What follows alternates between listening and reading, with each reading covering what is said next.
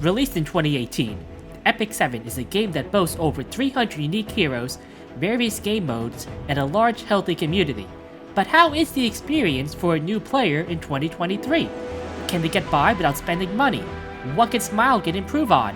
And how much time does someone actually have to devote to this game to feel like they achieved a sense of accomplishment? Join me, Wild Neptune, on this journey as I take a brand new, free-to-play account from zero to Gacha Hero. In this series, get ready, because it's Epic 7 time. Hey, I'd like to welcome you all to this new series on this channel where I go through a new account and I time how long it takes me to get to certain benchmarks in the game. At the end of each episode, I will reveal my cumulative time total for everything I've done.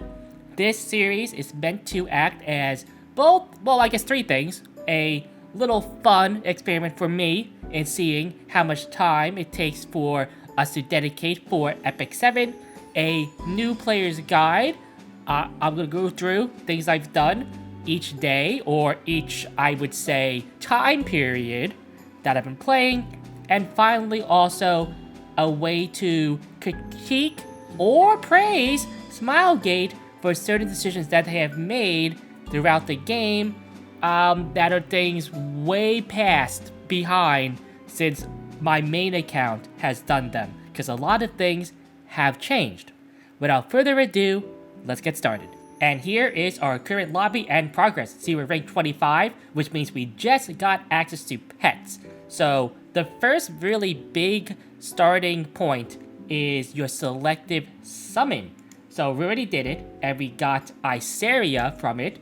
However, let's go to the journal here. Well, let's go to the journal here. And in my opinion, there are really only two options for your selective. One of them will be Iceria, and the other one will be Destina. Of course, you can choose whoever you want to if you just like the hero. Do keep in mind that you do get Sigrid for free in the hunt event thing that they do. And you also get a Sermia and a Vivian for free too in the same hunt event, but they are not in your selective. So for the most part, I do recommend picking Iceria for PvE purposes. Destina is a strong hero for PvP. However, she is not going to be that necessary until later on. Again, choose who you like. As for the actual content we completed this time around, we have done all of episode 1, so from 1-1 to 10-10. I would say that overall, the experience doing the story mode was much improved from when the game started. There's some more, I would say, cinematic things they've added to it.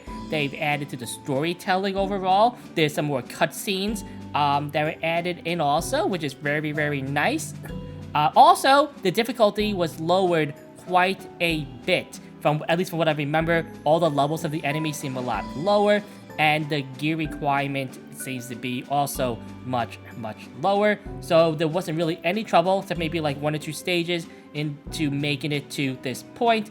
I would say that a player with almost no knowledge of the game can get to 10-10 relatively easily and relatively quickly. On top of that, we have also done a couple of other things, like we have done some of this hunt stuff over here. It's important that you get hunt 6 or 7. I forget which one exactly it is, but one of those finished, because that is how you unlock the hunt challenge. So this hunt challenge here is how you unlock your Sigrid, Sermia, and Vivian by choosing one. I recommend highly that you choose Sigrid first, because Wyvern is the base hunt that is the most versatile for most units, and you see all the requirements here. And you want to try to do this sooner than later.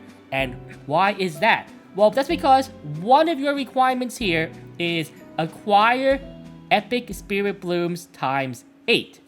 And why is that important? Because in your adventurous path, something that you should follow, and you should be trying to do all of these and collect these rewards, because they are good rewards. One of them is promoting a 5-star hero to a 6-star. And the most common way to do this is by using Spirit Blooms, of which you will need 20 epic ones, so might as well kill 2 birds with 1 stone there. On top of that, we've also done our Spirit Tiara achievement thing, which does require you to promote her to 5 stars. She's at base 4 stars already and get some free stuff to do it with, so it's not too difficult to do overall. I do recommend you just leave her at 5 stars, as later in the game, enemies do kind of outscale her usefulness, and from the Moonlight Blessing too, I highly recommend you pick up Spectre Tenebria, as she is going to be, again, the most versatile unit that you can pick from there. I would say that Emerald Ken right now seems like a pretty good choice also if you want him for PvP, but Spectre is probably better for PvP, and she's also really good for PvE. She is not a bad unit to toss in, especially early on, to do some stages for you, as she does a lot of damage. In fact, a lot of your really good gear will probably go into her early on. And then after that, it's not really much. Do a little bit of Abyss, do a little bit of Labyrinth. I've actually completed most of the first Labyrinth and now into the second set of Labyrinths. And the reason why I did so many is because, well, I kind of goofed up a little bit here. So when you go to your packs here, you will see a rank up pack, and you can get like random things for free here. So all of these are free, just collect them, and these are things if you want to buy the rank up pack. Whether or not you want to spend on the game or not is your decision. This is going to be based on not spending any money. I spend enough on my main account, believe me. And let me get these. These are not anything we have to worry about here. But if you collect them here, like I did, they just kind of, they don't go into your inventory or anything like that. You just kind of get them, and you have to use them, otherwise you're kind of inefficient, which is very annoying. I really wish that Smilegate would change this, where they went to like a box or something like that in your inventory, and you can use these like whenever you wanted to. That would have been much better. And I know that they can do this. I know that they have done it for things in the past, and there's no reason why they can't do it for the future, right? But yeah, don't collect these until you have to. Do keep in mind though, once you reach rank 30, I believe the pack disappears after 24 days. Not 24 days, 24 hours. And so at that point, you will have to collect them anyway. But, again, if you're not ready for it yet, and you have some time, because it will take a little bit of time to get from whatever it is to 30. So another thing I've also done is some of the side story here. And we'll go to this one, the tutorial side story. And I'm kind of stuck because my team is not strong enough to do the normal mode. I'm way too weak actually right now. And this is because I don't have any gear I want to upgrade. Now don't get me wrong, the game has given me some gear that I'm sure if I upgraded it a lot, it would actually get me past this point. However, I just don't want to because it's not worth it. Especially when the game is going to give me 75 gear that's actually pretty good for PvE in the not too far future. The problem is that I do have to wait for that. So if I want to do that content, I kind of am stuck waiting around if I just want to be efficient. Or if I'm a new player, I don't know any better, I just kind of level up gear willy-nilly, and I kind of lose out. Because I would say two of the big things for new players that are struggles are level up your gear, get enough stuff to do it, and also I would say simply the fact that you are kind of stuck with really crappy equipment for a few days before you can really do anything. Gamers, when they play new games or games that are new to them, they're gonna play the fuck out of those games, right? I don't think Epic 7 is any different. So I don't think getting to this point in like a day or two is that out of the ordinary for a player. And I think Smilegate should just give players a 75 health set and attack set or speed set maybe to the players with some like enhancement charm stuff like that, just to get them started on their journey. They already made the story like pretty easy, and it's just gonna help players feel like they can get through the early modes of the game and progress to things like the side stories and stuff like that, because the side stories are really important to get into early for more efficiency and things like that. It also makes it so that players can actually start upgrading their gear instead of just sitting around twiddling their thumbs like I'm kind of doing on this account here. Now, to be fair, there were other things that I can do. Like I can do some episode 2. I can also do some unrecorded history, which has a lower gear requirement. I haven't done that because those are things I am going to do on stream. So, with the time and stuff like that. By the way, check me out at twitch.tv/WildNeptune. A lot of fun over there. But yeah, definitely Smilegate. I think moving those that free gear to the first day would be pretty good. And now we get to the units that we have right now and how they're leveled up. Keep in mind that we are in the middle of an event that has given us more summons, so not all new players will have stuff like this. However, these happen often enough where having it like right away or maybe a couple weeks or a couple months into the future isn't going to really change that much stuff over a period of time. Remember that Epic 7 is not a game that you can conquer overnight. It will take time and dedication. How much time? Well, this is what the series is for. Anyway, we have Prefecteria here.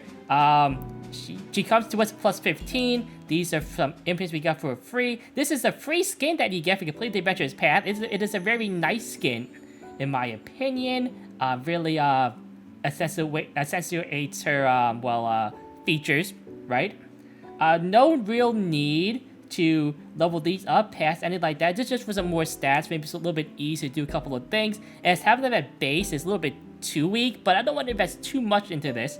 Here is the Spectre from the Moonlight Blessing. This speed set is like not that good actually.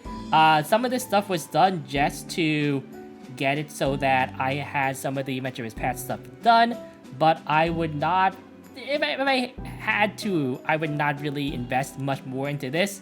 Here's the Mercedes, same deal as the Speed Spirit. Don't really invest too much into here. And the Momo, which I got to level 40, just so that she wouldn't die in one hit. Base Momo is pretty bad, actually, but she is a hero that I will have to use for my Wyvern hunt, and also a really good PvE healer, too. And here are the rest of my heroes. Of course, we have the Iseria here we got from Selective, and I did get very lucky, and I did get a Sylvan Sage Vivian randomly from a Covenant pull, along with a Inferno Kawazu the other day too. So 2 good pickups later on, potentially for my PvP. Now then, how long did doing all of this take? Well, without further ado, let's see the clock.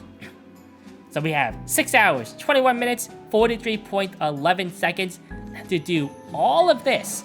This is not an exact time, of course, and do keep in mind that I did things like I skipped a lot of the story, I skipped a lot of the tutorials and stuff like that, stuff that as a new player for the first time, you might read and might want to read, and I actually do suggest you do read, because even though the story is kind of generic, it is a good baseline to get to know the characters, and it is kind of important for some growth and stuff like that that happens later on. So, yeah. One more thing I want to mention is the Sanctuary. So, in the Sanctuary, you get these things here called Breath of Orbis, and you can upgrade your Sanctuary through them. You have a finite amount of Breath of Orbises that you can get, where you cannot upgrade everything. The first thing I suggest you do is actually getting this, the Heart of Orbis, to 333. Why? Some people do 233. However, I find that getting 333 is just a lot nicer for convenience. And this is to get your passive gold and Skystone income going early on. After that, I do recommend you try to get your sanctuary to 111. This unlocks these 1 energy, I believe, missions you can do for your ancient coins and your conquest points. And then you might want to start working on your Forest of Souls after that. After you do some of this, you want to try to get your Forge up to 333. However, this can wait until you're actually doing Wyvern, at least 11 plus, and actually crafting some of your 85 gear. But I'm sure we'll get to that later on as we progress on this journey together. So anyway, that's it for the first few hours of the game.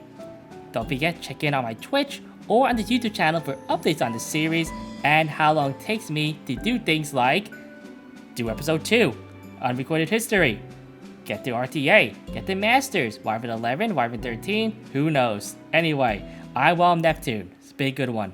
Nep out.